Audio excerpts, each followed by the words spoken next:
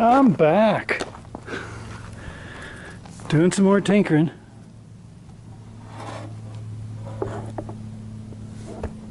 Nice and clean.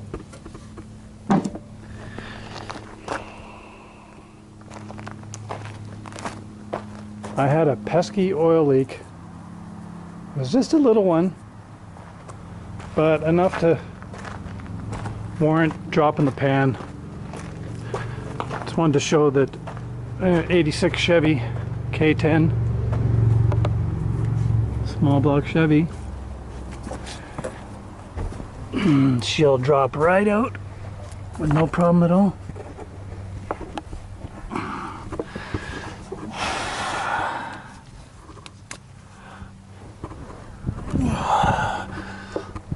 So I got my gaskets.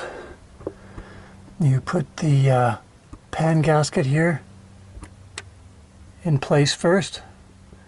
Then you get the rubber part of the gasket. That goes on last. Then these little tabs overlap the gasket there. I'll put a little dab of Permatex there.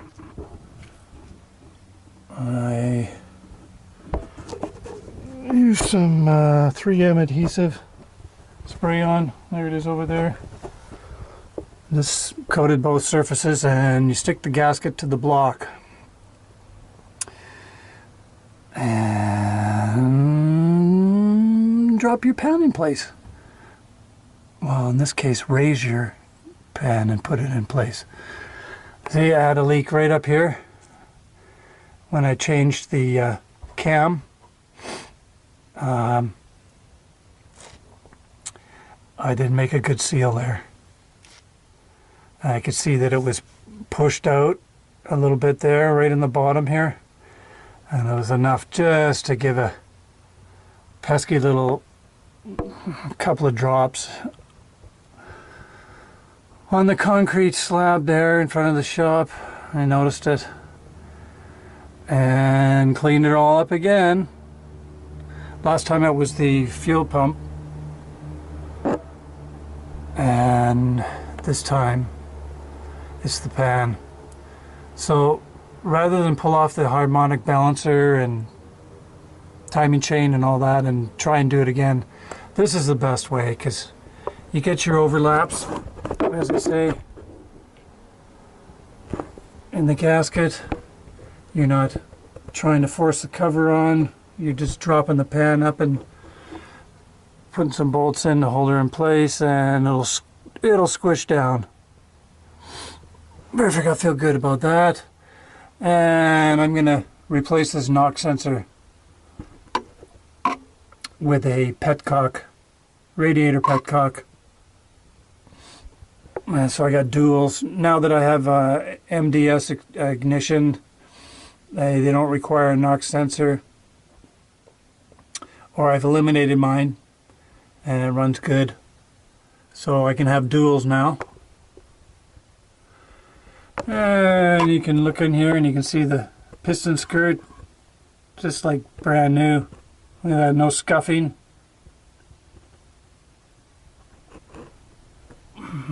There's my cam up in there. Big chunks off of it.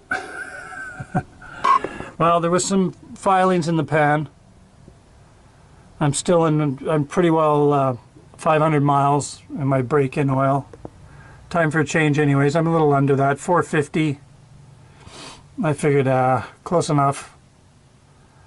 And I'll do an oil change to boot here, and you can see that the rear main seal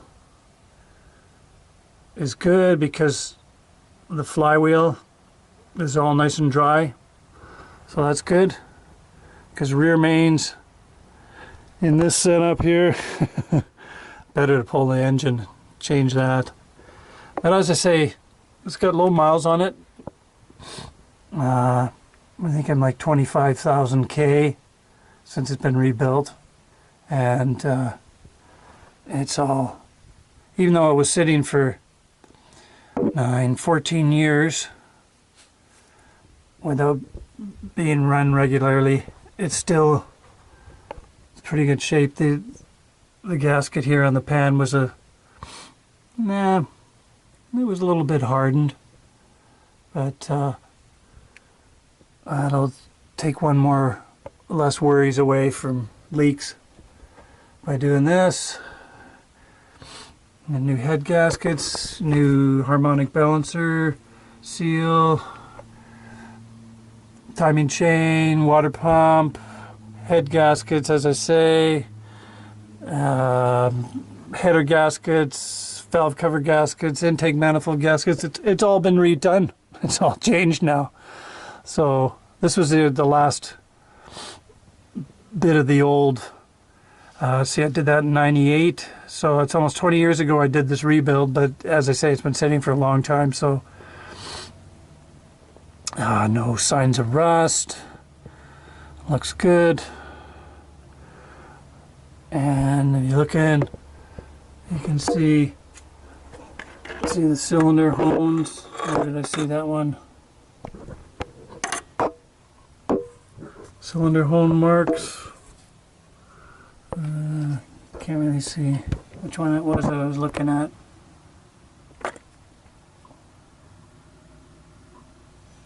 Oh, there goes my headlight. Just fell off. Okay, so for you guys that were wondering if you can drop a pan with the motor mount still bolted up, no problem. Even with headers.